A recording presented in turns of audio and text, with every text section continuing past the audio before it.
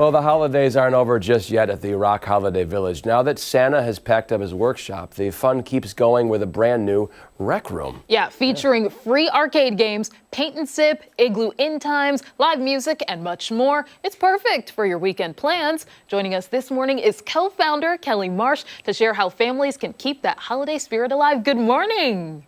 Good morning. Thanks for having me. Absolutely. How was your Christmas, by the way? So wonderful, so magical. How was yours? Perfect. Yes, very calm, I would say. Yeah. But for anyone who is heading out starting this afternoon, there's a lot to look forward to, including this new rec room. Tell us a little bit about it. So we have 11 games in here. They're free to play, fun for friends and families. You know, this was Santa's workshop up until a few days ago, and we decided to bring in some games for everyone to have some fun with. You know, I got to ask you, because as a kid growing up in the late 80s in Clifton Springs, we had one arcade in town, and I wasn't allowed to go there. I never got hooked on arcade games, but I see some options back there that might be some classics. Yeah, we have air hockey back here, bubble hockey, basketball. Really, there's a lot of fun. It doesn't have to be video games to come play. And it's free. Everything free for people who want to come in? That's right. All the games in here are free, and we actually have more games that are in the lodge too. Those are also free. Wow, so free. Yes. That's awesome. That's even better. That's a +1 right there. Yeah, and you're right there on site. And what do people need to know? Is it open right now, or is it later today that they can come by? Or So we open, it's our last weekend. We open at 4 o'clock today, and we're open until 11 tonight. We open at 11 tomorrow, and then we're open until 11 o'clock tomorrow night. And then Sunday, our last day, we're open from 11 to 6 p.m. What a great way to keep the festivities going, because after Christmas, kids are still out of school. I mean, you kind of maybe want to burn off a few calories there at the rec room. Yeah. That'd be kind of nice to see. Yeah, beautiful. And it's not even just the rec room. We were talking about a paint and sip earlier. There's a lot at Roc Holiday to do. What are the hours for that paint and sip? So paint sip is 8:30 to 10. That's tomorrow night. It's ticketed. So there are still tickets available. If you want to go online, you can buy some tickets. Oh, yeah, perfect. I remember that was a big hit. It was sold out when I was hoping to make a trip. So definitely, if you have the time and can get a ticket. You were talking about the paint and sip during the commercial break. That's something, I guess, you watercolor, you sip on a little something. I'm not really sure what you're sipping on, but what is it? So a beverage is included with the ticket, and that can be alcoholic or non-alcoholic. And the class is led by a painter. So it's a beautiful winter scene that you get to paint with your friends and family. Yeah. Discover a new hobby there. Yeah, there's a lot to go on. So there's the paint and sip, there's the rec room. I mean, there's plenty of things to do there. What else we got going on at the Roc Holiday Village still? Yeah. Well, of course, there's always free ice skating, which is just a favorite around here. The rink is open the whole time we're open. We still have shopping vendors. Some will be new this weekend. So, you know, use that Christmas money that you got for a gift. Come buy something for yourself. And there's food, there's drinks, there's live music too. Really, we're still going. We're not done with the festivities yet. Yeah, I can't believe it's the last weekend already, the 7th annual Roc Holiday Village. Kelly, how does it feel for you to be here again at this point, another year with Roc Holiday Village? We're just so full of gratitude. It's so exciting to see that the community comes out, still embraces us. They're excited. They want to be here in spite of whether it's cold, whether it's raining, snowing. Everyone still comes. So we're just so full of gratitude for another successful year. Absolutely. And the last day's Sunday, correct? That's right. We close at 6 o'clock on Sunday, and then you'll see us again next December. All right. Awesome. That sounds good. Make sure you make the trip. Kelly, thank you so much for joining us. Don't go anywhere when Rochester returns. We got a lot packed for you on the plate, so stay tuned. We're back right after this.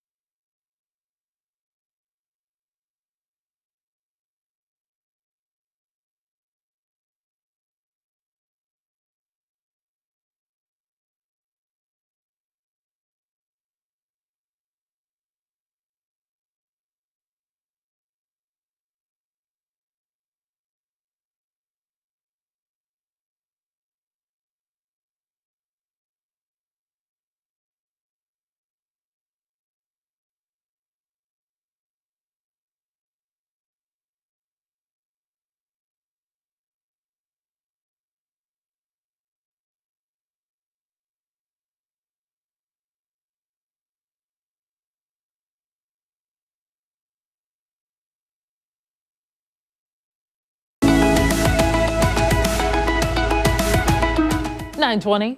And it's time to get cooking for this morning's Spatchcock Funk. Yeah, today they're showing us how to make a favorite Chinese dish. Take a look.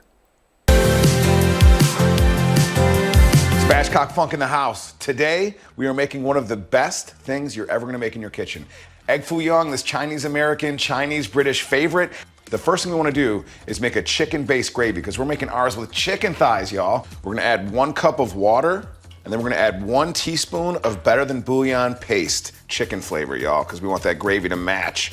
Take 1 tablespoon of water, 2 tablespoons of cornstarch, mix them together, and get into a little bit of a paste. Yeah, now we've got our base simmering. What we're gonna add is 1 tablespoon of soy sauce.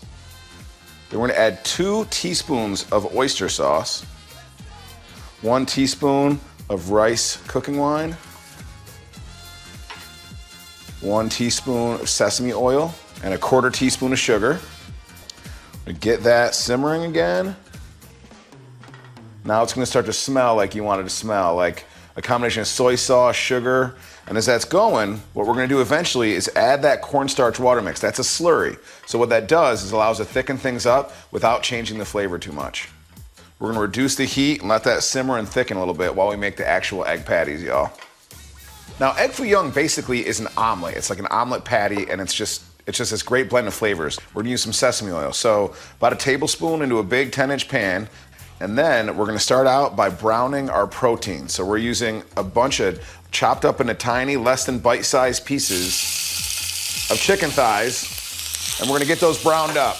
Now, we've got the chicken out, and we still got some of the chicken residue in there, which we like. So a little bit more sesame oil, and then to really get the flavor going and all the ingredients, man, we want this to be special for all y'all. So go to your supermarket, and you'll be able to find in the meat section, this is pure chicken fat.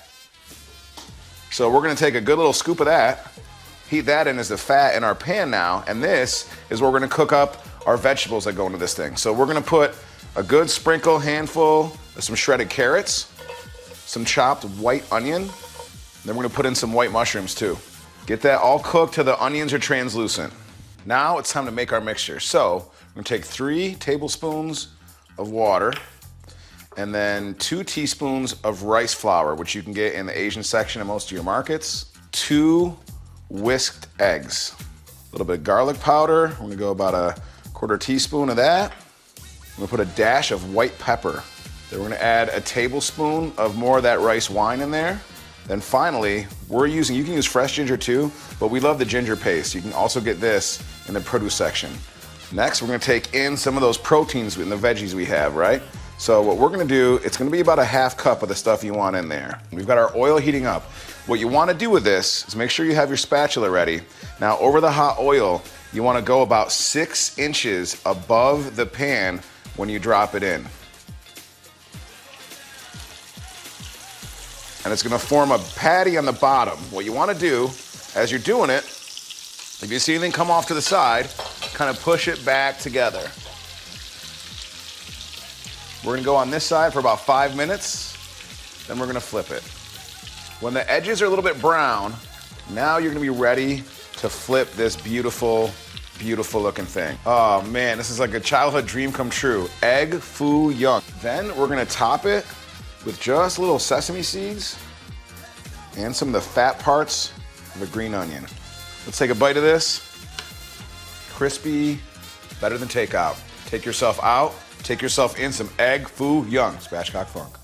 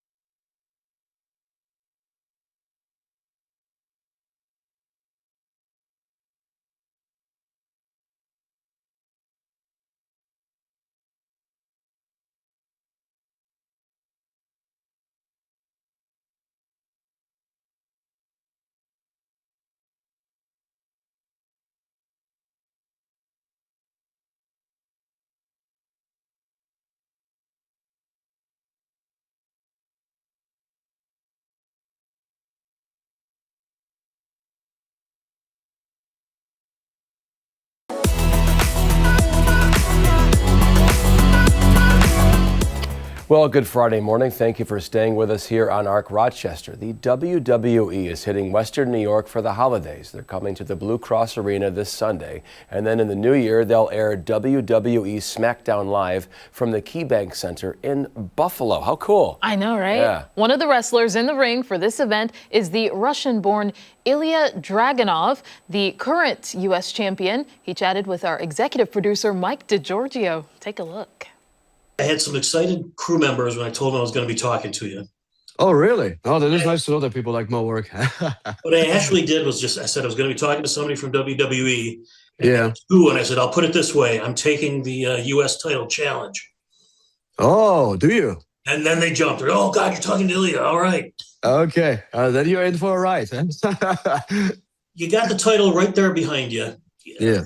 For people who don't quite get, I mean, there's so many titles in WWE, and give people an idea of what it means to hold that.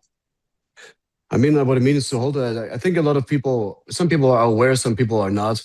I just recently come back from a long time of being injured, like with my ACL tear. So having the opportunity to come right back and to compete for this title already meant a lot for me. But even more, competing for it and winning it right when I came back, right on my comeback, it was probably one of the most emotional days in my life, is a feeling that is incomparable. I mean, a great fighter, performer, Sami Zayn, hold the title for so many defenses and made the title very exciting. And if you look at the history with the open challenge with John Cena, who is about to have his last match soon, like, this is a pride that I'm feeling. And this is definitely something, when I started this career, that I didn't see happen in the first place. When you win a title, do you look back at the lineage, even beyond just the last couple of guys? Are you aware of who's held it before you? Of course. But I try to live as much as in the past, in the present moment as possible. So I think for me personally, the most significant person to hold it is the person who's going to have his last match this year. It's going to retire. And this is John Cena. And just the opportunity to be, I met him like a couple of times and had some shorter conversations, but just like feeling what kind of a person hold this title in the past, and that you are now in the place to kind of write your own history and leave your own mark on that championship. It's just incredible. You're coming to Rochester on the 28th. I know that's it's what they call a house show that won't be televised. In a situation like that, do you still do the open challenge? The open challenge? I mean, like, if there's a thing that people know about me, I mean, like, which is the most significant part about me, is that I like to say, how you do one thing, you do all things. And yeah, I like to fight the most. I really like to step in.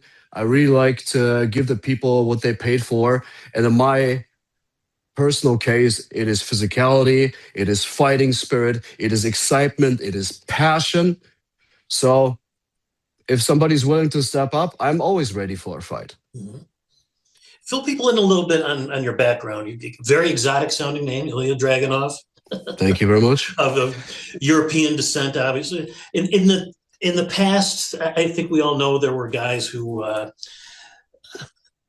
played a Russian, if you will, in wrestling. But you've got the international background. Tell people. I'm indeed a Russian born. Yeah, I think actually, if I'm not completely wrong, I'm the first ever Russian born. Really Russian born. Like, and this is like, especially also something which is beautiful to carry on my heritage. And yeah, for people to know, like, I'm Russian born and I'm German raised. So my family immigrated to Germany when I was really young, like 5 years of age. So I grew up the most part of my life. I grew up in Germany, and this is also where my path with wrestling started, in the small German independent scene. From there, I made a name for myself in the British wrestling scene. Went over to the States, tried to make a name there for myself, and the rest is history. After that, when I signed with the company, yeah, from NXT UK to NXT to Raw to SmackDown, like, I'm in this whole beautiful profession since 13 years, meanwhile. And I have the best time. And How especially young? like representing the European side of wrestling Yeah. with great veterans in the past, talking about William Regal, talking about Fit Finlay. It's a pretty beautiful feeling to step on the way that these beautiful performers paved for me. How young were you when you started? Oh, 30. I'm 32 right now. 13 years back, 19, 18. I think I started to train when I was 17 or 18. And I think I got my first match, but I could be calculating it wrong right now. But my first match was in April 2012 in Berlin. That's what I know. When you were first, when you first started learning pro wrestling? Actually, my kid is interested in taking lessons. We're literally talking with a local gym, and I'm nervous for him.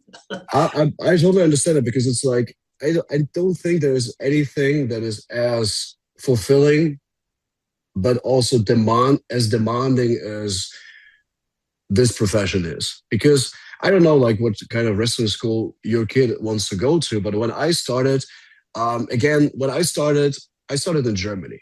Mm-hmm. And at the time when I started, the German wrestling scene was, and still it is today, it is much bigger. But when I started, it was way smaller. And of course, you start with things like taking a bump and stuff like this. But I learned this kind of stuff on like thin mats. Mm-hmm. Like, because we didn't have a wrestling ring. Because again, like getting stuff like this, I think like after the first year, probably I was touching a wrestling ring for the first time. And this was already quite rough, because like this mat is not that big and is unforgiving. But you kind of like toughen up and try to go through it. So, but one thing that is like the most important thing for me, why I fell in love with this, is because I could express myself. Yeah. And I think as a human being, this is like, to get it from a philosophical standpoint, kind of everyone is searching for the purpose and who they are. And I think you really realize that through the path of professional wrestling, because people realize if you are not real. Mm-hmm. People realize if you pretend like you are something that you are not. And I know from my personal case, I'm like, when you look at me in the ring with the facials that I make, with the screams that with the way I scream and I express myself, most certainly I have people that really love what I do and people that don't like at all what I do. I think it's the cringiest thing in the world. Yeah. But at the end of the day, professional wrestling taught me to be myself. What was the hardest thing to learn? The hardest thing to learn? To endure all the travel that you need to take. Mm-hmm. I was more on not me personally. I think everyone who was on the independent scene knows that you are on a bunch of train rides that are going to delay a billion times. You are away for such a long time, and then for having like, I don't know, a match of 10 minutes, something like that. And then the journey back. So like really being independent, traveling and endure getting up early in the morning and then travel to the next show. This is a really demanding part. I think compared to this, matches are easy. I've heard musicians say something like that the work is the travel. It is. The show is fun. It takes mostly, definitely the most time. But like, yeah, but the show is the fun part about it. Anything come to you very easily in the ring that maybe other people would think, man, how does he do that? Yeah. For you, it's like, boom, you got it. Oh, yeah. Physicality and intensity. Again, like I how you do one thing, I do all things. Like I'm a person. There's not a lot of difference between me and my persona in the ring and me in my real life. Just that I turn it up even higher. I have a very hard time to relax. It's really not in my genetics. But like, I think the way to pull off intensity and passion and express that in a big way, that's the reason why it came so natural to me. Like I never needed to force that. It's something that comes automatically. It's because I am not afraid to take a hit. I'm not afraid to take a bump. I'm in there for a fight. And even when it gets especially physical and I feel maybe some blows even more than others. There's like I start to smile. This is something I like. That's what makes me feel alive. Is it always necessary? Probably not. But also, is the way I enjoy it the most. That's awesome. I'll let you go here in a couple of minutes, real quick. Favorite opponent in WWE so far? Oh, this is a tough one because I actually like to be surprised. I mean, favorite opponent WWE so far. There are a lot of people that I want to wrestle. That other people I wrestled again. Let's say it that way. I think a lot of people know that, and a lot of people are looking forward to that day. Is when me and Gunther are gonna step into the ring again, because we have a lot of history, and every time we step together into the ring, magic happens in a very physical, competitive way. Yeah, he seems intense. He is. he is the person I definitely like to wrestle the most, and he's the person that I learned the most from in my entire career. Terrific. All right, man, I'll let you go. We're looking forward to seeing you. It's December 28th, Blue Cross Arena here in Rochester, and a week later, SmackDown's in Buffalo. I can't wait. All right, man. Safe travels. Thank you very much. Great holiday. We'll talk to you sometime soon. Thanks for having me. Thanks, man.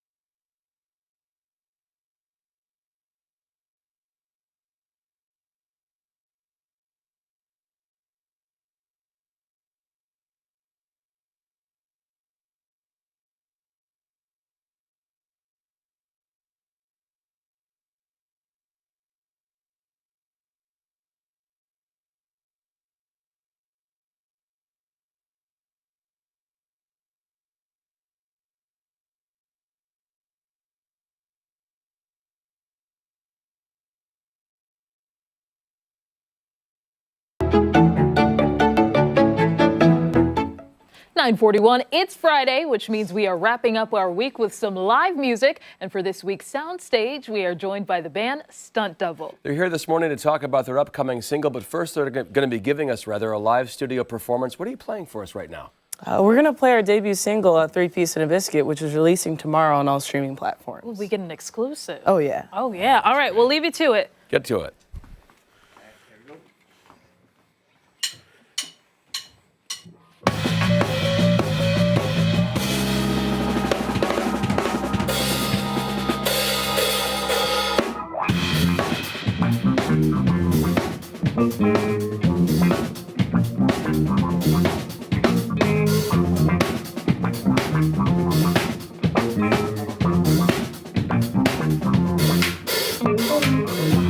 When you feel your body moving, we let it take you up.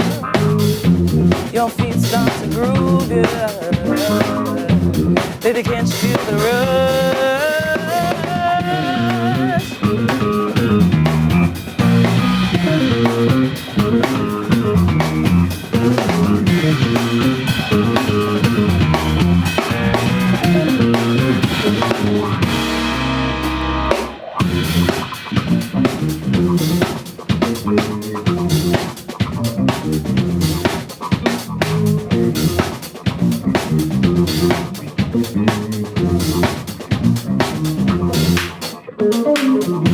Somebody's in the corner, they look you down enough. She says to you, come over, you think could be love.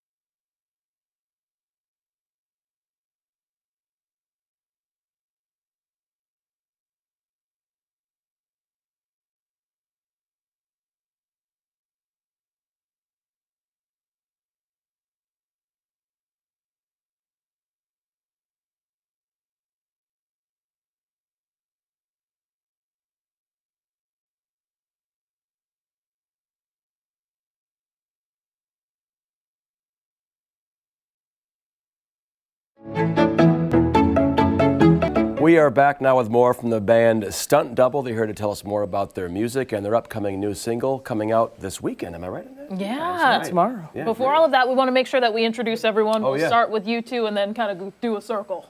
Awesome. My name's Elena. I do vocals and rhythm guitar. My name's Alvis, and I do vocals. And you? Hello, my name's Evan, and I play keyboard and trumpet. Nice. My name's Nick, and I'm on the drums. Okay. All right. I'm Lachlan, and I'm on bass. And I'm Connor, and I play guitar. Wow. Amazing. Great crew. Yeah, so tell me a little bit about how you guys got started. There's a few of you here. Was it always like that? No, actually, when we first started, we've had like a lot of different turnover over the years, but like as of recently, in the past couple years, like Nick joined, and then we just kind of really got into our footing with everything. So it's been a journey. It's been, I think, 3 years. Oh, wow. Yeah, so. And your first name is Elvis? Yes. Wow, that's a great name. I'm a big Elvis Presley guy. But yeah, and there's what I mean, 1, 2, 3, 4, 5, 6 of you.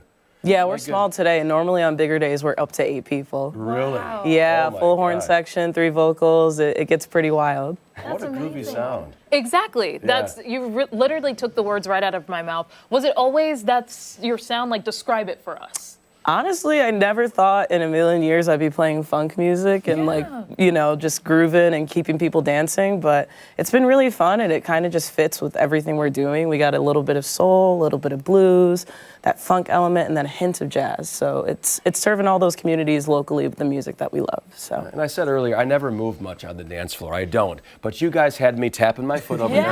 I usually I stand as kind of like very stoic, but I was over there like, hey, whoa, I can cut a rug right now. And the band was moving too. I saw you guys over there on the side. That's really what it's all about, just making sure that everybody's in tune with the experience. What is it like for you guys to put this music on its feet, bring it to people live? Oh, Nick, you should answer that. Yeah. Oh, wow. I think, I feel like everybody would agree with me. I mean, the amount of energy that we can kind of create throughout a crowd, and the fact that it, transfers from us playing to everybody out there moving, having a good time. Yeah. I feel like it, it uplifts us a lot. Like, those are the highlights of our weeks. For sure. And the gigs that we hit last year and going into this year, we're all incredibly excited for. Yeah. And I could understand why. We were dancing. Yeah. But your single coming out. Yes. That's what you just played for us, right? Yep, it's called 3 Piece and a Biscuit. You have to check us out on social media as to why it's called that. But it's a fun tune. It has some cool cover art, and it's just a really funky tune that really sets the foundation of what our sound is now and where it's going to go moving forward, which is that moving and grooving and just all the funky rhythms and all the fun stuff. Where can we get a copy of it? For the CD, we're going to release it on April 25th. It's a Saturday at Three Heads Brewing Co. We're going to be playing there.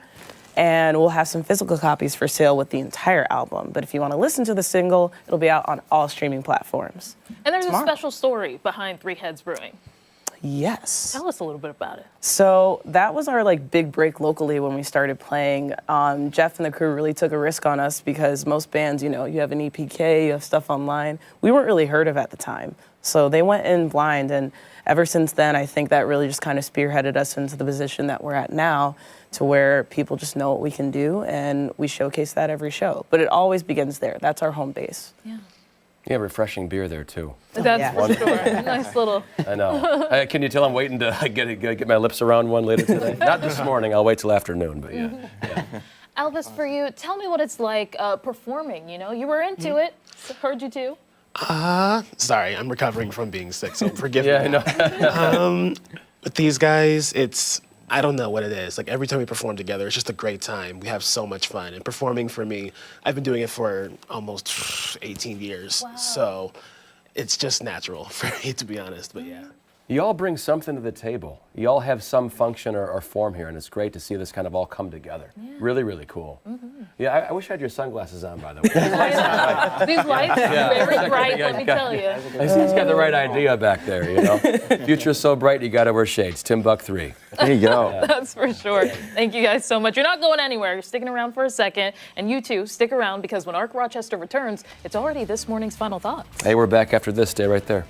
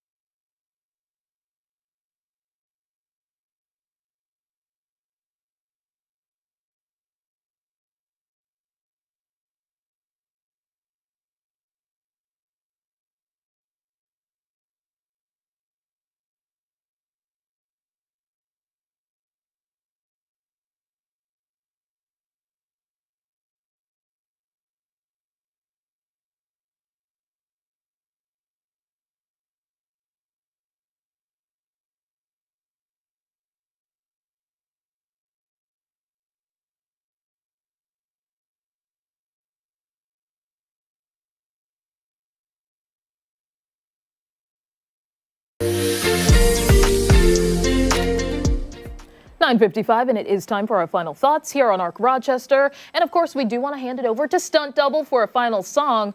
That'll do it for us here on Arc Rochester. Be sure to join us again Monday morning, 4:57, over on 13 Wham ABC. We also have much more live local news coming up later today at 13 Wham News at midday. We'll see you then. Have a great weekend. Guys, Stunt Double, take it away.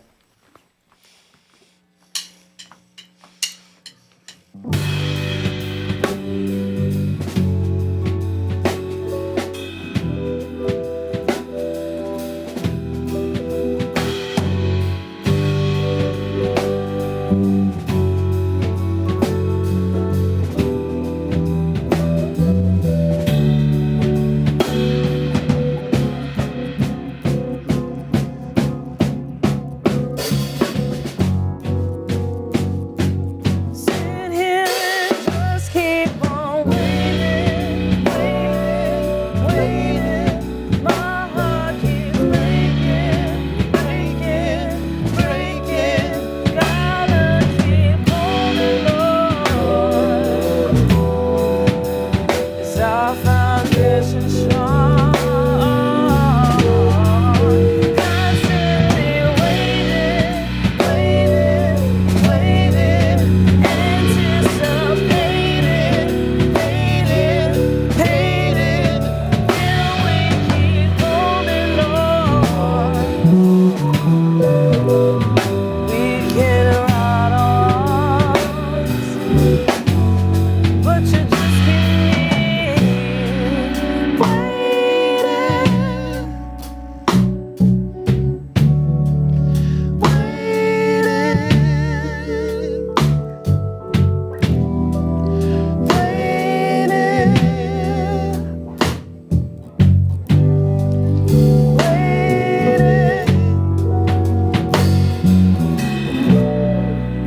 Why am I still crying? Honey, I'm still